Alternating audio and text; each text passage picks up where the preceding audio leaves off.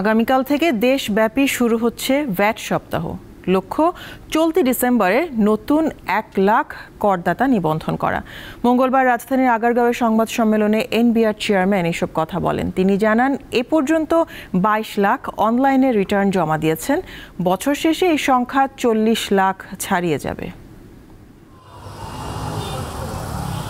প্রতিবারের মতো এবারও ভ্যাট দিবস এবং ভ্যাট সপ্তাহ পালন করতে যাচ্ছে জাতীয় রাজস্ব বোর্ড এনবিআর। লক্ষ্য করদাতাদের স্বেচ্ছায় কর প্রদানে আগ্রহী করা এবং কর ফাঁকি কমিয়ে উন্নত ও সমৃদ্ধ দেশ করতে শক্তিশালী ও দক্ষ ভ্যাট ব্যবস্থা গড়ে তোলা। এজন্য দেশের সর্বস্তরের ভোক্তা, ব্যবসায়ী, শিল্প মালিক ও গণমাধ্যমের সহযোগিতা চায় এনবিআর। আপনারা মিডিয়া এবং আমাদের ব্যবসায়ীরা যদি সাথে থাকেন।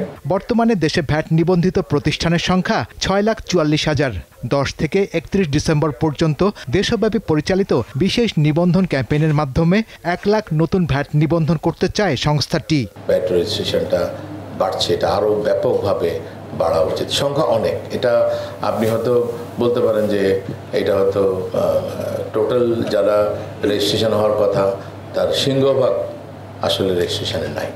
এইটা একটা বড় জায়গা। এই জায়গাটা যদি আমরা ঠিক করতে পারি তাহলে এক সময় আমাদের এই ডিসিপ্লিনটা আমরা আনতে পারবো।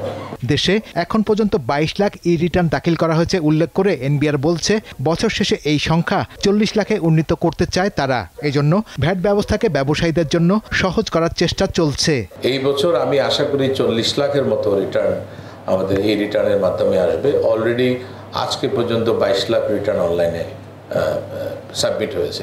সো ২২ লক্ষ ট্যাক্স পেয়ার যেহেতু মানে কোনো রকমের ঝামেলা ছাড়া ট্যাক্স রিটার্ন জমা দিতে পেরেছে, নিশ্চয়ই আগামীবারও বাকিরাও পারবেন। এনবিআর চেয়ারম্যান জানান, মোবাইল আমদানিতে শুল্ক কমানোর ক্ষেত্রে রাষ্ট্র সিদ্ধান্ত নেবে। শুল্ক অব্যাহতির বিষয়টি এনবিআর এর এখতিয়ারে নেই বলেও জানান তিনি।